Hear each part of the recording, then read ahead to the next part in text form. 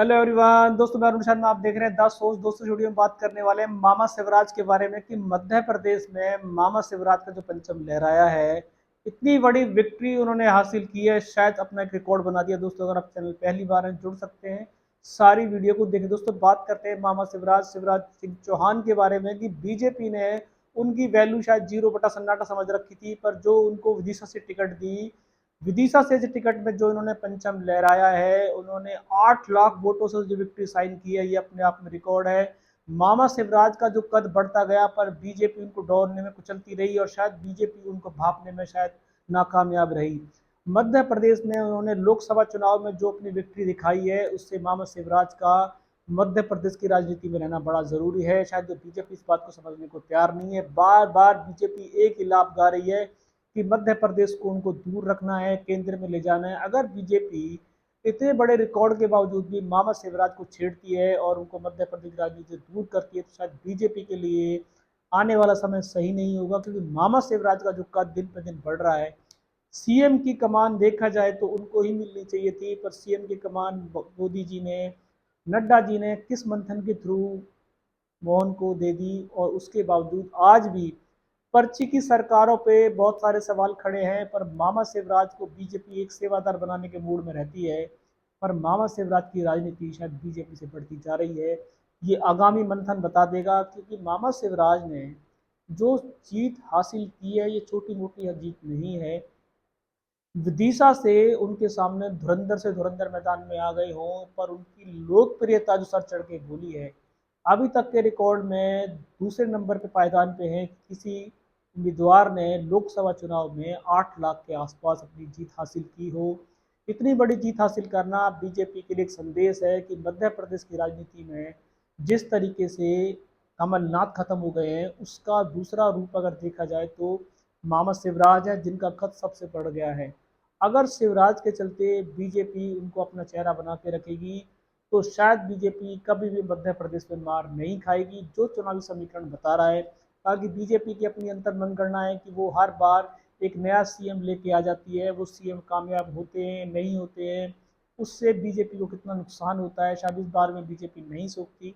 पर मामा शिवराज ने इस बार बीजेपी को सोचने को मजबूर कर दिया है कि मामा शिवराज की राजनीति मध्य प्रदेश में चमक रही है, ना कि कहीं और चमकेगी। और मध्य प्रदेश में बीजेपी को सोचने की जरूरत है कि मामा शिवराज को मोहन यादव के मंत्रिमंडल में या तो कोई बहुत बड़ा पद देने की जरूरत है, या उनको आगामी सीएम की कमान में दोबारा से सोच विचारने की जरूरत है। कहीं पर्ची की सरकार के चलते मध्य प्रदेश में जो आज कांग्रेस का हाल हुआ है, कहीं उनका ना हो जाए।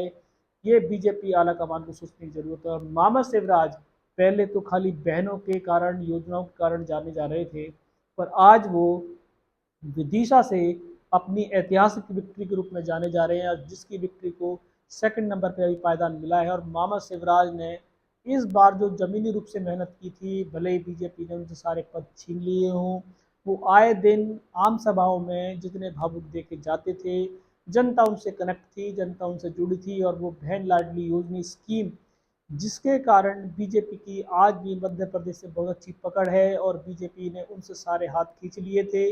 बीजेपी ने कई बार मामा शिवराज को फटकार भी लगाई थी कि आप मोहन मंत्रिमंडल में अपना हस्तक्षेप ना करें, और बीजेपी उनको राज्यपाल या कोई कार्य मंत्री बना के रखना चाहती थी। मामा शिवराज ने बार बार उनको समझाने की कोशिश की कि मैं राजनीति करूंगा तो मध्य प्रदेश में करूंगा, और मैं इसके अलावा कहीं नहीं जाना चाहता। पर बीजेपी और मोदी जी के इस बार रैली में कड़े संदेश थे कि इस बार मैं आपको लेने आया हूँ। अगर मोदी जी मध्य प्रदेश की राजनीति से मामा शिवराज को हटा लेते हैं, तो ऐसा कोई ऐतिहासिक नेता उनके पास नहीं है जो 8 लाख जैसी वोटों की गिनती हासिल करके दिखा दे। तो बीजेपी हो, मोदी जी हो, नड्डा जी हो, एक बार मामा शिवराज के करियर ग्राफ पे उनको मंथन करने की ज़रूरत है।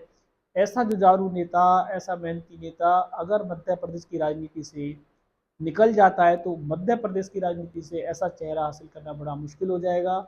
जैसी जैसी जीत उन्होंने पाई है, ये बीजेपी के लिए कड़े संदेश है। सोचने की ज़रूरत है कि मामा शिवराज खाली बीजेपी की लहर में नहीं जीत रहे, उनकी अपनी इमेज दांव पे लगी है और जनता उनसे कनेक्ट है। नहीं तो बीजेपी में जो नेता जीते हैं, वो गिनतियों के आंकड़े में जीते हैं, बिना काम करे जीते हैं, तो उनकी गिनती को बताना मुश्किल नहीं होता।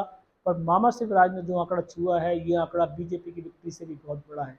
दोस्तों, फिलहाल मामा शिवराज ने विदिशा से 2024 लोकसभा चुनाव में परचम लहरा दिया है और बीजेपी की राजनीति में इस बार मध्य प्रदेश के लिए सबसे बड़ा चेहरा माने जा रहे हैं। और आगामी बीजेपी नड्डा कमान को सोचना है, क्या मामा शिवराज के लिए दोबारा बीजेपी में कोई पद गुजारिश की जा सकती है, कोई मंत्रिमंडल में छेड़खानी की जा सकती है, या उनको वहां पे रहने से बीजेपी मजबूत होगी, इस बारे में सुनिए। दोस्तों, फिलहाल मामा शिवराज का लोकप्रिय कद बढ़ा है। अब बीजेपी उनके लिए क्या आगामी संदेश देगी, क्या उनके लिए बीजेपी में बहुत सारी राहें खुलने वाली हैं, इस रुझान पे नज़र बनाएं। कोई नया अपडेट मिलेगा समय से पहले बताएंगे। अगर आप चैनल पहली बार जुड़ सकते हैं सारी वीडियो को देखने। दोस्तों, मैं अरुण शर्मा मिलूंगा नई सोच के साथ, तब तक अपना ध्यान रखें। नमस्कार।